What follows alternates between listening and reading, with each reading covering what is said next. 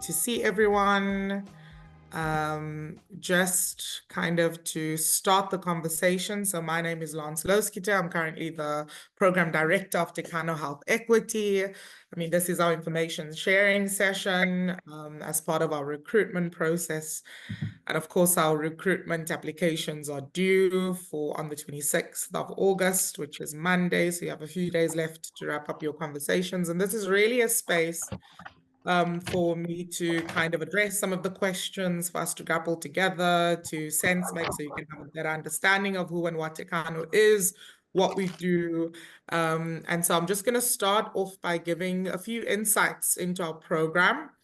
Yeah, maybe if everyone can just do a quick hello, just so we know who's on the call, where y'all are coming from, what the situation is. So maybe just a quick hello. If you can put on your video, it would be great. I'm also here joined by the broader Tekano team.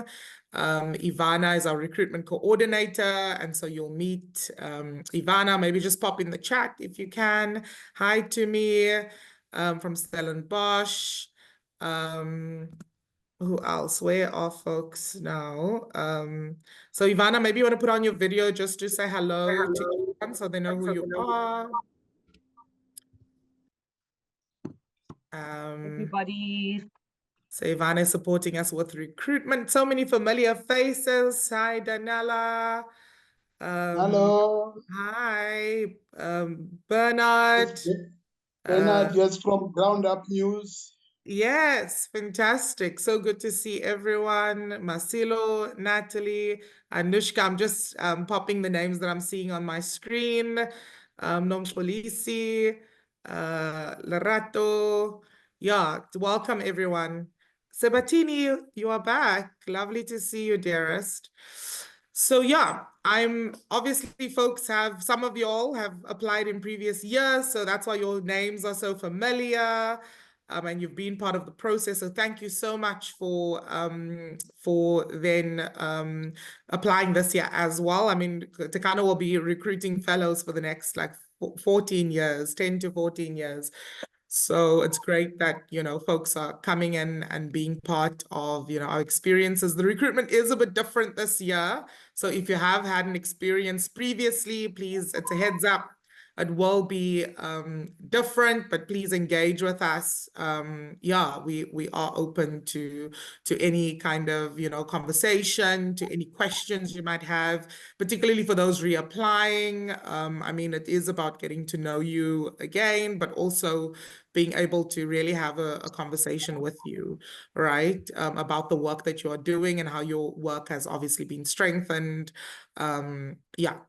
So welcome, everyone. I am going to just, like I said, provide some insights into who and what Tekano is. And so Tekano is a health equity organization. So that's first and foremost. But how we understand health equity is through a social justice lens.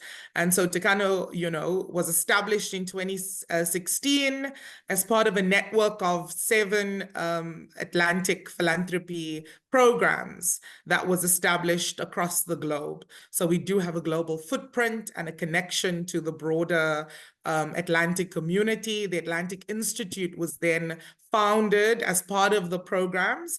And so when you become a Tekano fellow, you then progress or graduate into a global community. So you become a global Atlantic fellow, obviously based at Tekano. So, Tekano would be your home base. And so part of our offering is also linked to that support framework that the Atlantic Institute offers. And so there'll be access to networks, to opportunities in the global terrain. But of course, you cannot be a global fellow if you're not a Tekano fellow. So if you exit the Tekano fellowship, you exit the global community as well. So at Tekano, we tackle systemic inequities, right? And what we call structural and social determinants of health. But what we do, our job is to kind of create a platform of knowledge. So really, understanding that there's very limited capacity for many of our social justice leaders to actually ideate, to think, to come together, to grapple with ideas, right? And so, and understanding that the capacity for intellectual kind of grappling is an important one, and it isn't necessarily limited to university spaces. So Tekano is not, although we have a lot of research partnerships and education partnerships or learning partnerships with higher education institutions, we are not based and we don't operate like one. And we're very intentional about that politically, right? We offer, so our platform is of knowledge, ideation, ideas, collaboration. We're very much into solution orientated. So what's the solutions that folks are grappling with, and what we call out of innovations. And then ultimately, we support a catalytic community of change leaders that want to act collaboratively. So the action is to have kind of collective impact, to be able to advance health equity. And I'll explain a little bit about what health equity means in our context and how we understand it. So then our flagship program, which is the Tekano Fellowship Program, which I lead, enables and empowers social justice and social change leaders who want to expand the impact, right? So if you have incredible ideas, you have incredible experience and a track record of social change leadership, but you really want to kind of have bigger impact and want to mobilize and build sustainable strategies for social change work, this is probably the space for you. And so we believe in collective action, collaboration for social change to advance the health equity agenda. And so we are also dedicated to creating a just and equitable society, because we want to see a society where people are thriving. We want to build healthier and well communities, right? Where wellness is not limited, or health is not limited to the healthcare delivery system, but actually how we exist in the world, right? In our communities, the food we eat, the living conditions that we are in, the kinds of labor conditions that we have to navigate in order to create, good health, the access to certain medications, to certain, services that will enable health. And that's the interest of Tekano. It's beyond just the healthcare delivery system. It's really, and it's beyond the health system.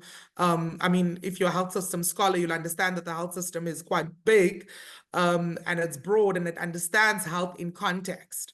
And so, we grapple with things like the political economy of health. We grapple with the social and structural determinants of health, like land, like energy, the energy crisis, like water justice, and making these links between these areas and concrete links to how these areas can create the conditions for good health outcomes, right, in our society. And more importantly, how to create a fairer, a well world, right, where everyone has access to wellness. Yeah. So that's basically what health equity means for us. So we are not a healthcare delivery organization. We're also not a health purely organization. We see health and health equity as outcomes of social justice. Obviously, many of you who understands and grapples with definitions of health will understand that, health is beyond just the physical, the complete physical space, right? It's not just a biological issue in our society, but it's a state of complete physical, mental, and social well-being, and not merely the absence of disease, right? So we really want to embrace, and our fellows to embrace, the expanded definition of health.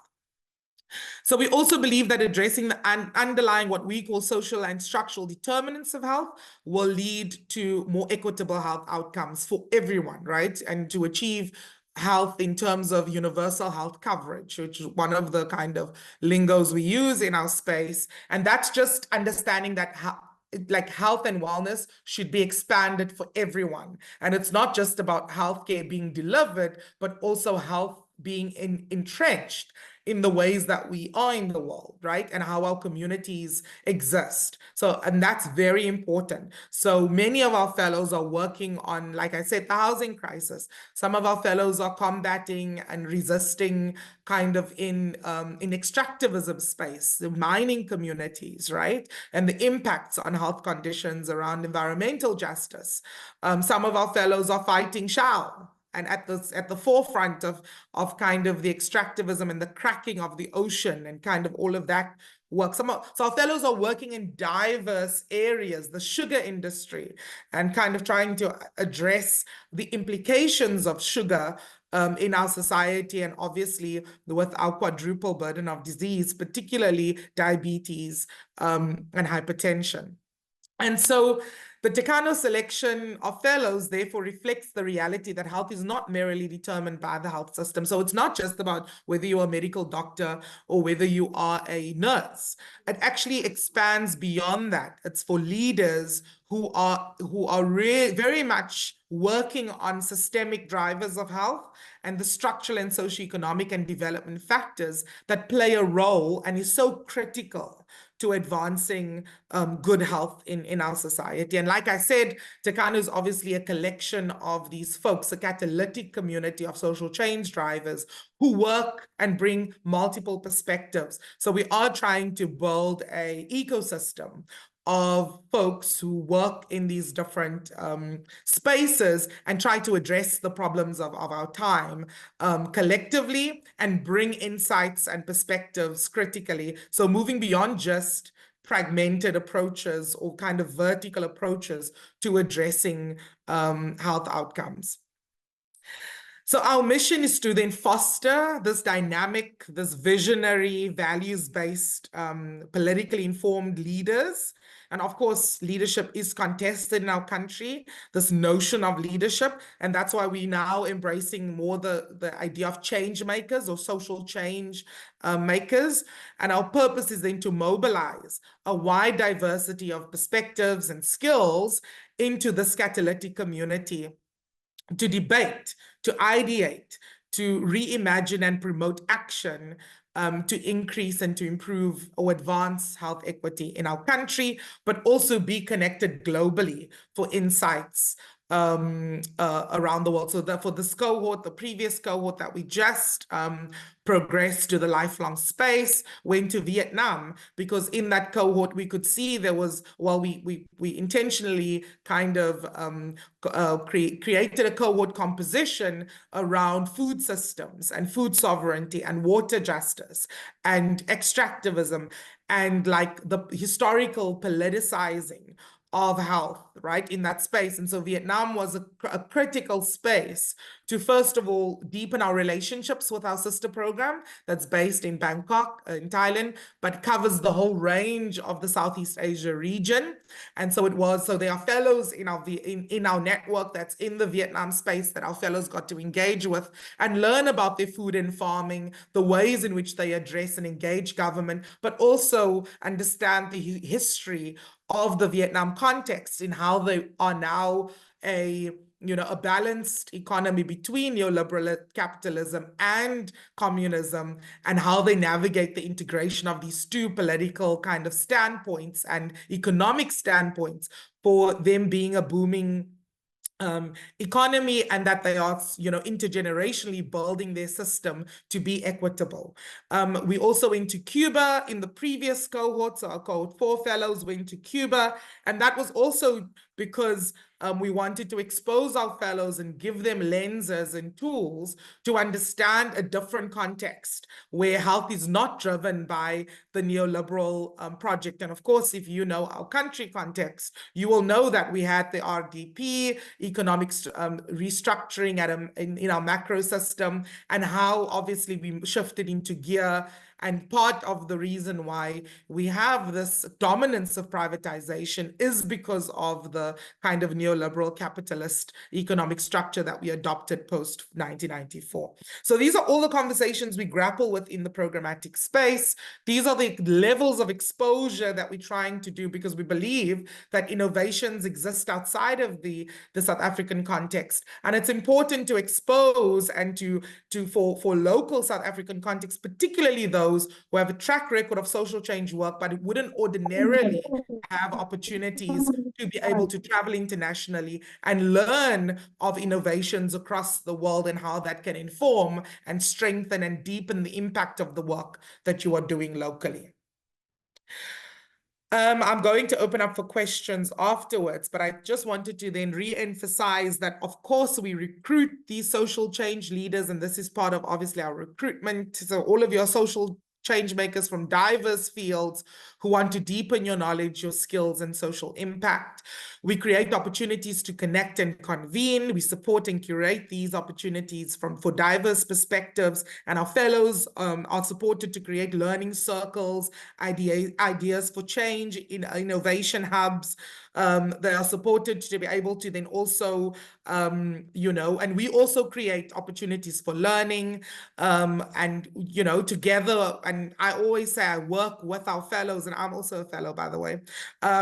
So we work with our fellows collectively to be able to see the impact in our society, right? So that's basically what I do in my day job, and to be able to really kind of create, spaces and opportunities to deepen strategies for tackling, our shared and wicked problems, fostering the creation of new knowledge, new innovations to drive change, right? It's very interested in impact, right? One of our things are that it's not about Tekano and the organization. It's actually about, when this work, has phased out, what is the impact in our society that we will see? And so we also amplify the work of our fellows. We support and amplify these initiatives, what we call social change initiatives, to enhance their public discourse and the public influence, right? And that's basically how we see. And the way we understand our impact is through kind of public narratives, where, our fellows are shifting and changing the discourse in society, shifting narratives, and have opportunities and spaces for influencing narrative change, but also strengthening systems, right? Strengthening whether that's the healthcare delivering system, whether that's the governance systems in our country, whether that's participating in municipal services, facilitating and mobilizing and organizing. Sorry, colleagues, can I just ask that we mute? Thanks. But also, I think the other kind of impact that we work towards is policy change and policy influence, and participating in policy to ensure that our policies remain equitable. And if you are kind of in tune with what's happening now in the current political climate, is the national health insurance, and obviously, the whole legislature, the policy process, as well as the implementation of that. We inspire action, so we facilitate discussions and events with our partners and our fellows and our lifelong fellows. So we do try and create this, or at least we do have what we call the Tekano Hub, which is a sophisticated ecosystem of kind of our learning partners, our influencing partners, and our fellows who work collaboratively, and they can tap into these different spaces to be able to be supported in their work, and to support kind of collective action, right?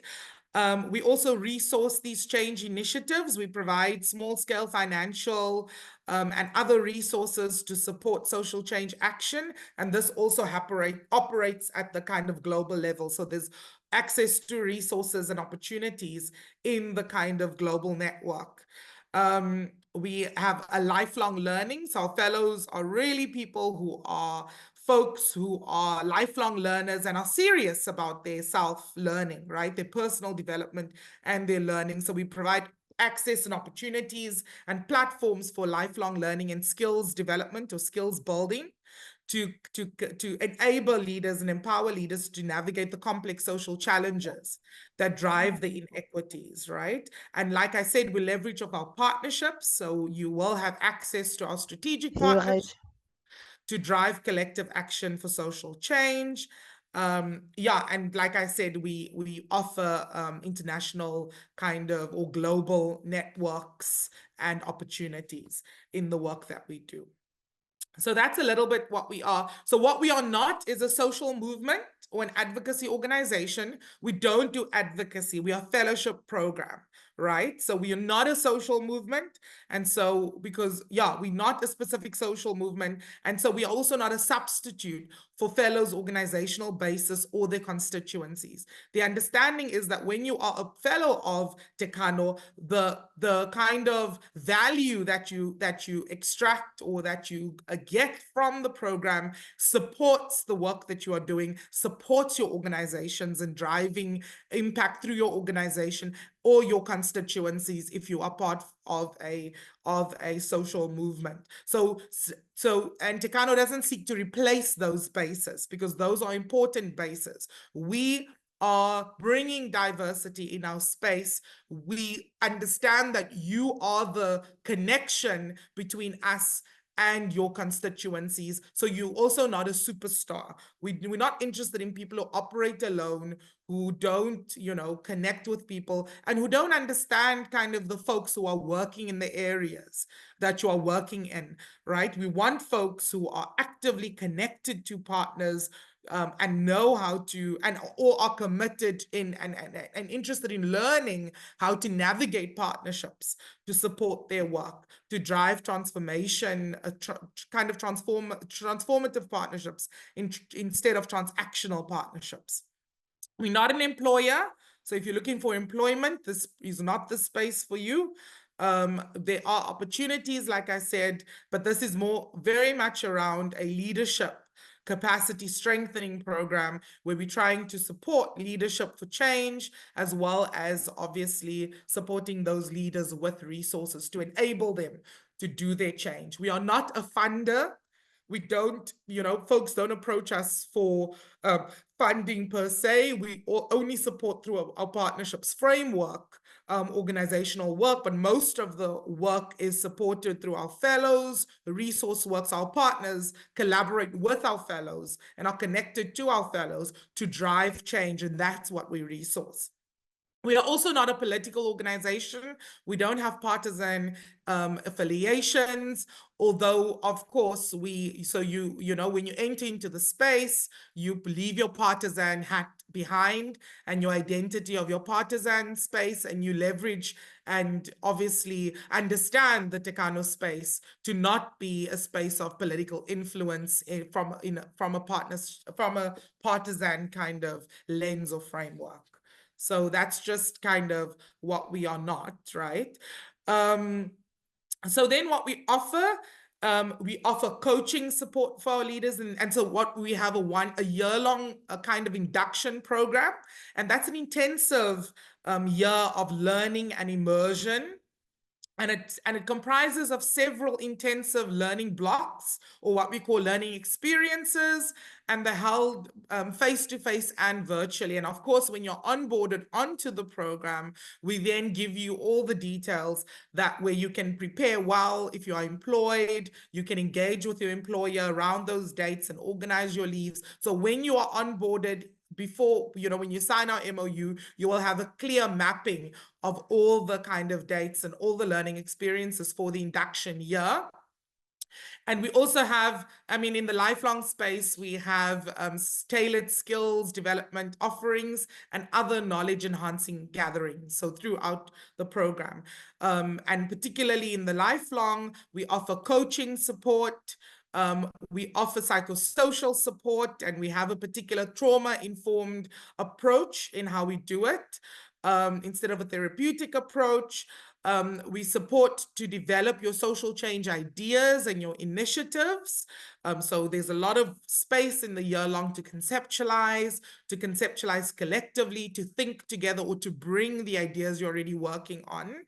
You will receive, obviously, a stipend or an allowance that will facilitate your participation in the learning experiences. So all the costs of participating in the program is covered by Tekano, but of course, in the lifelong space, we understand that you are independent in the sense, and so there's obviously some support in how you then engage, and all of the lifelong opportunities are completely voluntary, and we work with those who then sustain and are sustained in the community. And then, of course, we have several skills development and capabilities offering. In our lifelong space, you obviously become a Global Atlantic Fellow, like I said before. So, and there's a whole lot of opportunities, learning convenings, resources, solidarity grants, accessibility grants in the Atlantic space. And our grant framework is currently, the strategy is currently being reviewed. We have lifelong opportunities through both Tekano and the Atlantic Institute. You have access to a global network for collaboration. I mean, I'm going to Chile in September with a few fellows to ideate around creative pedagogies and trying to think about how we deepen learning. There's the climate action convening also happening sometime. There's the Africa Hub working on the continent, connecting leaders on the continent. So there's a whole lot of opportunities to engage and to grapple, but also to connect to the globe. Access to some social change initiative support from both Tekano and AI in the lifelong space, all skills and capabilities strengthening opportunities, possibilities to participate in global convenings organized by the Atlantic Institute. And so we just came from our global convening in July, where our current cohort was inaugurated into the lifelong community. You will also have access. Sorry, colleagues, can I just ask that you mute, because you are kind of disrupting the process flow. So you also have access to Tekano and AI's amplification infrastructure. So we have social media support, and you would have seen on our social media channels the work of our fellows and how we profile that work, how we amplify that work, and also possibilities to participate in Tekano convenings. And so annually we have our Umzabalazo, which was our kind of connection event where all of our partners and stakeholders and our completion, the fellows who complete the induction year. Sorry, I'm trying to not use the graduating fellows, because graduation feels very academic. And we're trying to move away from that word of you are graduating, right? But technically it is a gradual progression into the lifelong space. Yeah, so that's basically what we are. And so what we are looking for, right, are just a few things that we are looking for. So we are trying to get about 25 to 30 fellows this year. Our criterion selection is a diverse mix of people from across the country. We are a national program, so we have equity indicators in our program where we consider things like employment status, rurality, gender diversity, and sexual orientation, the sustained and diverse bodies of work. So really intersectorial diversity, looking at diversity in lenses, perspectives, and kind of theoretical or conceptual standpoints that folks are coming in with, geographic issues. So there's a whole list of considerations we consider when we do make a decision about, the composition of the cohort that we're trying to recruit for. And so we're really looking for leaders in diverse fields with an established track record, a proven track record of contributing to social change work. We're also looking for candidates who bring some understanding of how health is determined by social, systemic, and structural drivers. So being able to articulate, social justice in relation to health outcomes is important. and not, if you are a medical doctor, for example, who's only interested in health outcomes through a disease, then you're probably not the best candidate for this space. I'm just using that as an example. So we're also looking for folks who can really bring new ideas and innovations to the lifelong space and to the catalytic community of change, and bring kind of solutions, right? Promoting solutions, really promising solutions and innovations, because in South Africa, we are a little bit stale in our social justice. I mean, this might sound a bit problematic for some, but, my analysis and my observation is that we are stale in wanting to always confront the problems and speak about and ideate around the problems. And that's important, right? We're not saying that that's not important, but it's the next step about what are the innovations and solutions that we bring to the table in how we deepen our analysis of the problems. And then candidates with an experience of social justice work and health equity work. We're also looking for candidates who believe that Tekano would benefit from their ideas, innovation, and influence. And by Tekano, I mean our lifelong community, and our community also includes our partners.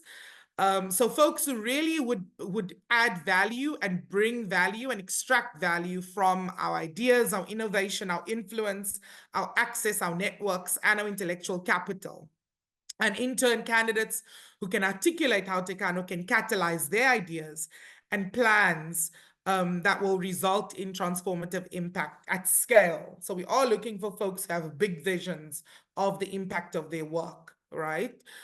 So one of our fellows, for example, that we recruited in the Code 5 cohort was Mzikona, who works in Kwalanga and runs the Bicycle Hub. Really innovative work around mobility and and facilitating health, and through kind of understanding kind of disparities of safety when it comes to kind of motorist dominating roads.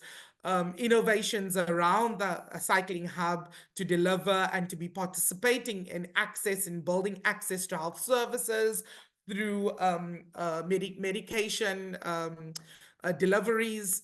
The whole lot of stuff, economic opportunities through the hub is being developed. So that is really one of our fellows who brought some innovation. I mean, there are many of them, right? But it's that kind of solutions orientation that's quite important. So we're also looking for folks who obviously would want to pursue compelling ideas, and want to understand,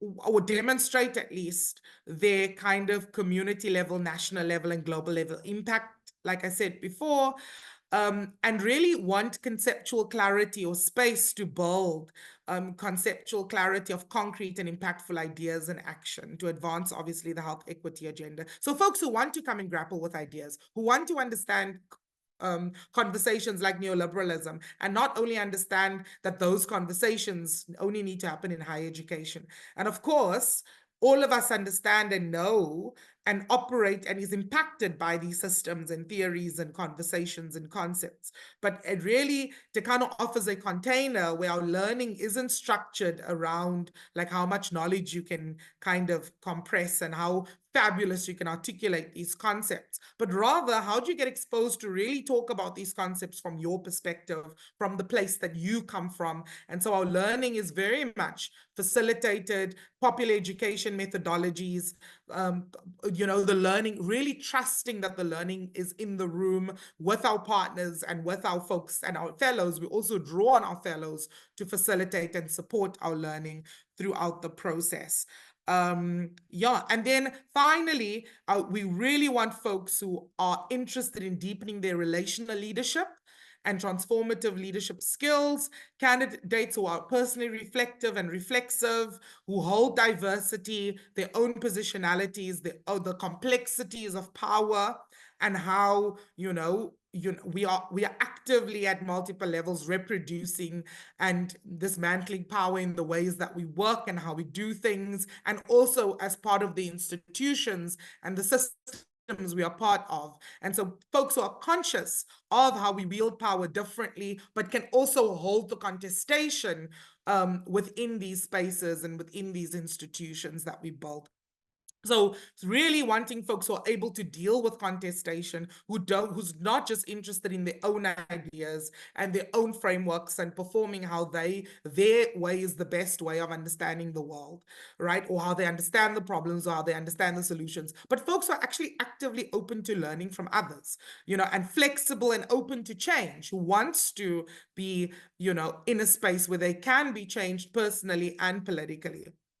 And folks who understand, emotional resilience with head, heart, and hands, and demonstrates a willingness to be accountable to their commitments, right? Because accountability is a big thing in our leadership right now. And so our value is to deepen your leadership capabilities and kind of build an ethos or an ethical approach to leadership, but also who are action-oriented leaders with a strong collaborative energy. And have some promise or have some opportunities for influencing, right? And capabilities for influencing. We work with a head, heart, and hands model, where the head is the conceptual capacity that we're trying to build, really insights and ideas, but also the heart is the relational work, how we work with others, but the hands being about action and the way that we work. And I suppose the whole body reflecting the values, the wholeness of your being in the fellowship process. Folks who have dedication to learning and commitment to lifelong learning, and also practice self-leadership. Folks who are able to be like, I've made a mistake here and I want to apologize, or I want to correct where my lenses are limited. And also folks who are able to, in appropriate ways, call in folks who, trigger them, who didn't perhaps work in the ways that was agreed on, and be holding folks and different folks accountable in ways that are supportive, that are in this collaborative spirit. So if you are someone who just wants to kind of dismantle things and it's all about you in the world and nothing to do with someone else, it's going to be a bit tricky, and we are probably going to not work out in terms of our relationship in the fellowship. I'm going to stop there and then, surface some questions. So this is now the space we're moving into questions. I am holding on to the chat, trying to see where, if there are things I can. And so, Ivana, if maybe you can support me with just checking the chat if there's anything, questions coming up. Hello, Loretta from Johannesburg, Tsidi from Cape Town, Sebatini from Erguleni, sorry, Blatina from Polokwane. Hi, Blatina. Simpiwe from Cape Town, Danella from Johannesburg, Ronald from Imalatlani. Lance, we've got some good questions in the chat. So okay, great. So can you just help me? Sorry, I'm like right on top and I'm trying to work my way down. So not maybe a problem. So Tumi is asking, what's the estimate time commitment for the induction year? So we have about 5 learning blocks.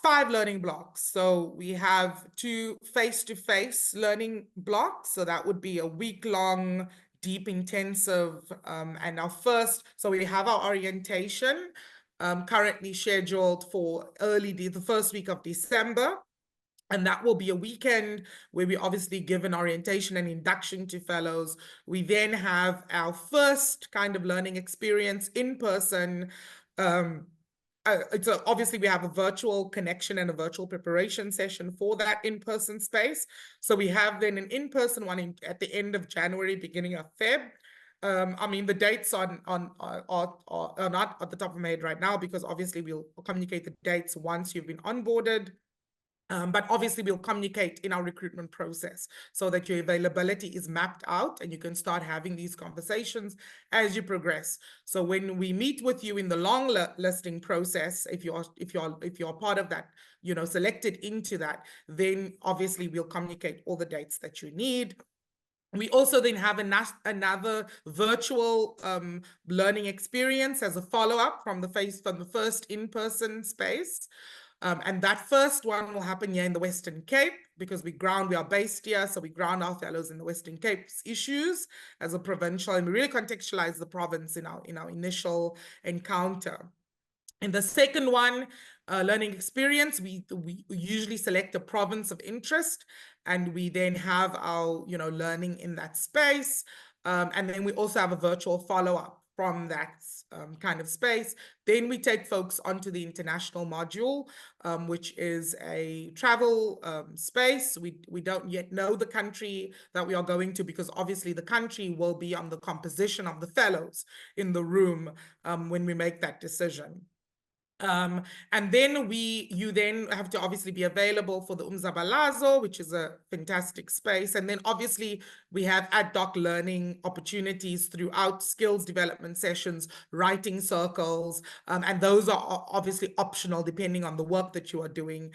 And the ideation, of course, that you will be part of, all the groups that you'll be part of. So there will be lots of opportunities and also things that you can opt out for, but the crux of it are those learning experiences that I've just mentioned, and the global convening that you'll then take part of next year in Oxford. I don't know if it's going to be in Oxford. Ivana is part of our Global Fellows Atlantic Advisory board. Thank you. So Ivana and Amanda are our representatives who works with the Atlantic Institute to ensure that there are insights and inputs from the Tekano program, and they support ideation and advice, right? It's literally an advisory board, insights from our program that they take there from a fellow's perspective. Thanks, Ivana. Next question, please. Our second question is from Lungile, and it is, how many and are you strict about where testimonials come from, and how many testimonials would we need?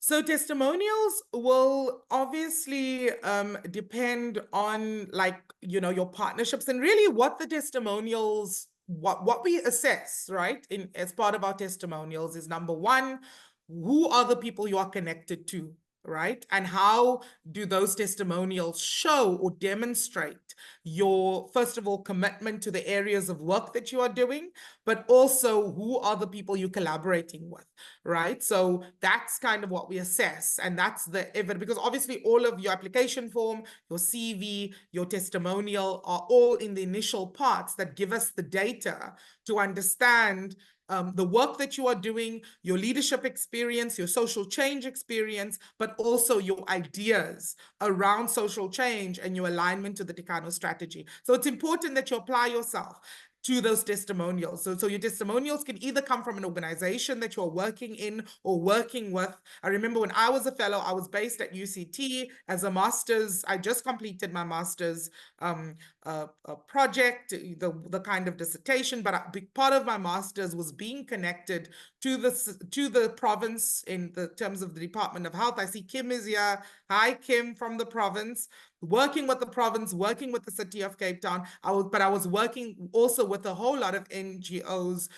So my testimonials came from the Sexual Reproductive Justice Coalition at the time, because I was on their board when I was a fellow.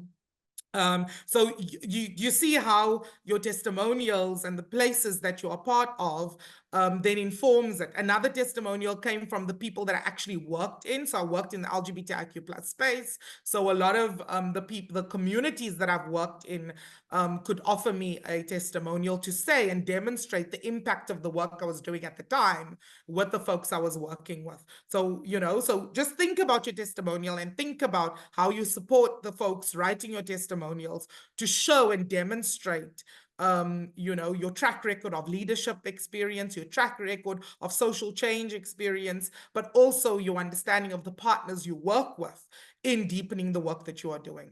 Yeah, I hope that gives insights. Third question, please. We have another question. I saw that there are some hands up, but they've been put down. But when you put your hand up, I'll definitely give the space for you. Melly, would you like to ask your question? Hi, good day, everyone. I think it was not much answered. I'm at work, so that's why I'm like speaking soft. My question what I was not hearing the actual answer. How long is the process with the fellowship with the fellow? Like the duration? Oh, it's a year. So it's 1 It's a year, a full okay, year. Yeah. So we start in, cool. Okay, obviously we do our orientation in December, but the whole of 2025 is 25. going to Okay. be the duration of the fellowship of the year long. Oh, okay, coach. Another question that I have is that you mentioned that this is not an employment, right? So Yes. if I'm in Durban, when I'm coming for onboarding or whatever that you mentioned of coming to Cape Town now because you address the issues first in the Western Cape, right? So who then cover the expenses of me coming from Durban to here? Tekano. So like I said, all participation in the program is covered, the costs by us. And not to say that the Western Oh, Cape is about addressing the Western Cape. No, it's a learning experience in this context. But Western. we bring and Okay. leverage all your perspectives coming nationally. So you will be supported, even in your recruitment process. All of your flights, accommodation, all of those things are covered by Tekano. So Tekano Okay. supports all your participation and involvement in program-related activities. Nelly, 100%. I'd like Okay. to Especially in ask your that My induction. last we question. conclude this question session because we want to try and get to as many people as possible. If you have any other additional questions, please do write them in the chat. I'm gonna open up to Moketsi. Please, will you Oh, give us one question, and so we can move on to others yeah. so that they Okay. can also have space. My Moketsi? my No, my last. Nelly, we've already addressed 2 questions of Oh, yours. I'm gonna move okay. on. Cool. If you need to ask any other questions, please put them in the chat for us. Okay. Thank you. Moketsi. Yeah, no, thanks and greetings to colleagues. Mine is very short. I want to know because I have applied earlier May, so we now can we apply again, or that one we have applied already still stands? Thank Yes, you very no. much. If you've applied, your application is then, if you've received the confirmation of application of submission, you should have received an email to say that your application has been submitted. That application still holds. You don't have to reapply. Just because we extended the date doesn't impact on the application submitted. Thank you, Lance. And then we have another question from Tepiso Kwakwa, who's asking, how do we best prepare for the next step in the selection process? So the best kind of preparation, so of course we'll review what you've obviously written, what you've submitted in your as part of your CV. We'll review your testimonials and all the supporting documents you've provided us with and what we've requested. We will then, and that process will be external. Those are done by our partners and our fellows, our fellowship. So we leverage off our ecosystem to make decisions. We obviously do it with oversight.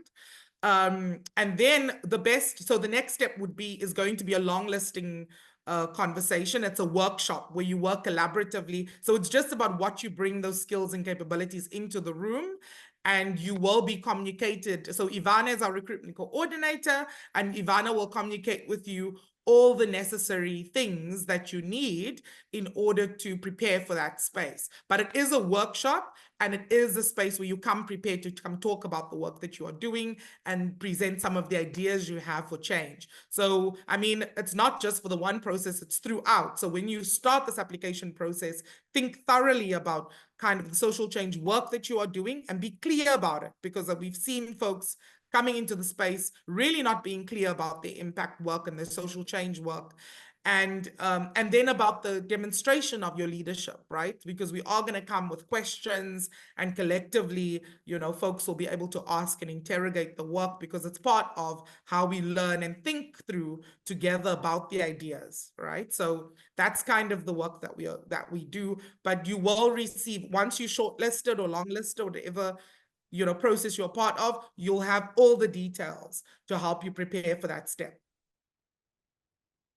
Thank you. I'm going to open up to Luazi. I see your hand is up. Thanks. My question, in fact, I applied last year, right? Unfortunately, I was not taken. So my question is to find out, do you consider those who are reapplying, or are you mainly looking for new applicants? So that's my question. Thanks. Thanks, Lwazi. Thanks, Lwazi. So we, of course, you can apply in the whole existence of Tekano's program, right? We won't treat your application separately, because I can only remember the people on the call that have applied before, because I know them, because we've engaged, right, in the processes. So, and those folks are reapplying and are strongly encouraged to reapply, right? So whenever you're applying and reapplying, please, like, don't stop applying, but also understand then how to strengthen your application. So there's no point of reapplying, but you're not shifting and changing and deeply thinking about how to address some of these questions in ways to align to the Tekano strategy and the work that we are doing. So it is important that you take the time to kind of do the research, do the work of kind of having the conversations like you are joining this call, get the framing right to be able to then understand what we are doing, because at some points folks are kind of, not presenting the strength of their ideas or their applications, and therefore they then don't progress into the next phases.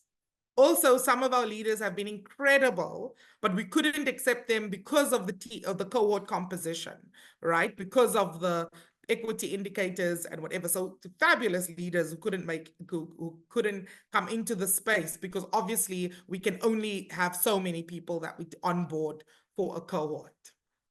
So Thank you, there's a Lance. lot of considerations that go into our decision making. Thank you so much, Lance. I'm going to start giving you two questions so we can go through things a little bit quicker. Daniela is asking, it sounds like you have to have some level of self-actualization coming into the fellowship. And then the next question is, can fellows choose their mentors, or will their mentors be given to them? Yeah, so Tekano has, so Daniela, of course, yes, self-actualization, self-leadership, like self-determination, that is literally what we're looking for. We're not looking for folks who are coming into the space and they're not able to just apply themselves and interrogate themselves and understand what it is that they want. Like, you determine your own learning journey. We create the opportunities. You tell us, many of the opportunities you have. If you have a mentor that's incredible in your space that actually you would like to work with, then of course the rationale just needs to be clear, right? Because I am going to ask you, why this mentor? How is it going to support your work? How does it advance the space? And then obviously we contract with the mentor to be able to enable the support to you. Yeah. Hello. Thank you, Lance. We have one other person who put up their hand, Zukiswa. I'm opening up to you. Okay, thank you so much, and good day to everyone. So I wanted to ask you, Lance, I applied earlier, and then you mentioned something about the testimonials. So in my testimonials, I did not mention the other organization that I have collaborated, that we have collaborated with other organizations as an organization, sorry. So I wanted to check if is that going to be an issue for me, since like we did not mention other organizations we have collaborated with. Yeah, I mean, I'm just, so is who wrote the testimonial, Suki? So sorry for personalizing this now, but it is Okay. important that I know. So who in your network wrote the testimonial? So because I didn't have an idea that we're supposed to ask the organization to write our testimonial. So we did our testimonial, since like we were doing these events in different communities.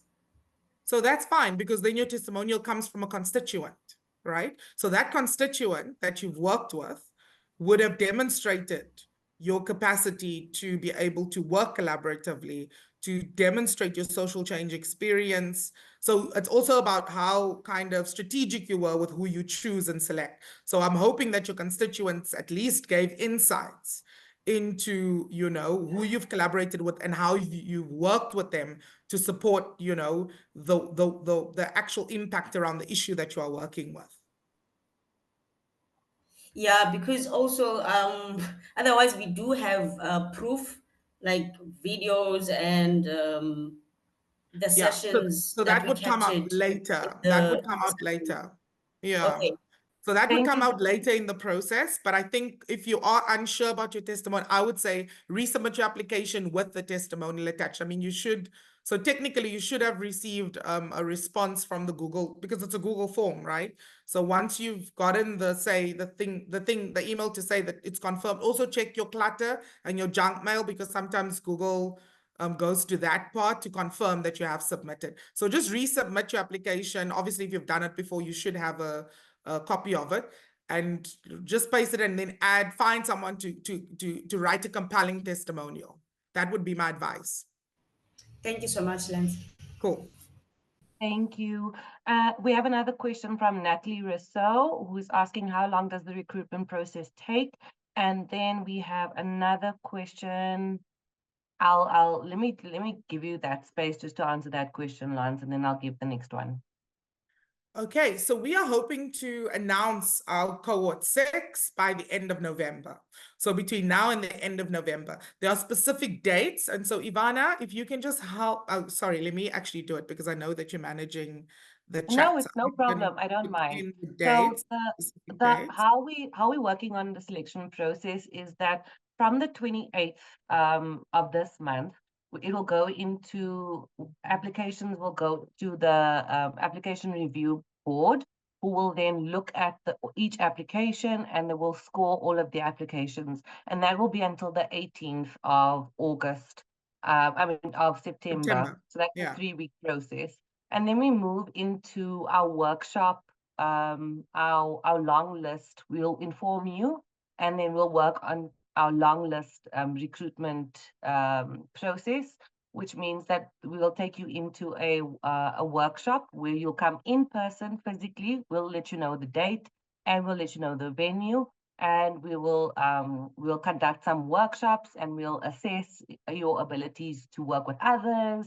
And numerous assessments will take place. And then from there, we'll go into interviews from the 21st of October until the 25th of October, where we'll do one-on-one interviews with the shortlisted candidates, which you will be informed before the time, and you will come in person and have an interview with the shortlist recruitment board. And then from there, we'll be able to give you an idea of who is going to be a part of the cohort 6 by November. And then you will be brought into an orientation process by the end of November. That, for now, I think the best thing to do is to focus on your applications, and to strengthen those applications and to submit them before Monday, which is the deadline for the applications. And then moving forward, we'll let you know about any dates that you need to be aware of. I hope that helps. Thanks, Ivana. And just to add that, you know, so just specific dates that we currently have is that the long listing workshop is scheduled to take place. I mean, these are all also subject to review from the 30th of September till the 4th of October. So that's the week if you want to prepare, you know, to take leave or whatever you need to do. So obviously you're only invited for one day in that week, depending on where you're grouped. And then the shortlisting panel and the shortlisting conversation, which is the interview, will be from the 22nd till the 25th of October. So in that week, that would be the process. So just for those who want to prepare. And just to also say that we have a baseline values and culture assessment that we do after we've received our list from the initial review panel, which is our what Ivana just explained, who will be reviewing your applications and your testimonials and your CVs. So we get a list. We then, you know, based on that list, we will then do our equity indicator check to check that, you know, we have, you know, all the nuts and bolts of what we want to have in terms of representation across issues. Then we're going to send you then a values and culture assessment shift to further shortlist the long list, quote unquote, you know, because the long list is the list we get from this, from the thing. So there will be an assessment, and we're building that in for the first time this year.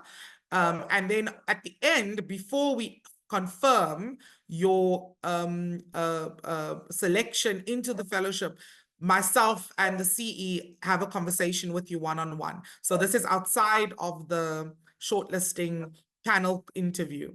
So the CE and I then invite you to a conversation, and that conversation then will determine whether you are accepted into the program or not. Yeah. A question from Tumi is, do you accommodate people with disabilities? If so, how can an applicant communicate their needs with you? Yes, of course. I mean, you know, we want folks to be who are living with disabilities to apply for the program, because it is part of our equity principles, and it's part of the work that we are doing. So obviously disability justice is important, and especially we are looking for folks in the areas. We have about 5 fellows actually working in disability justice.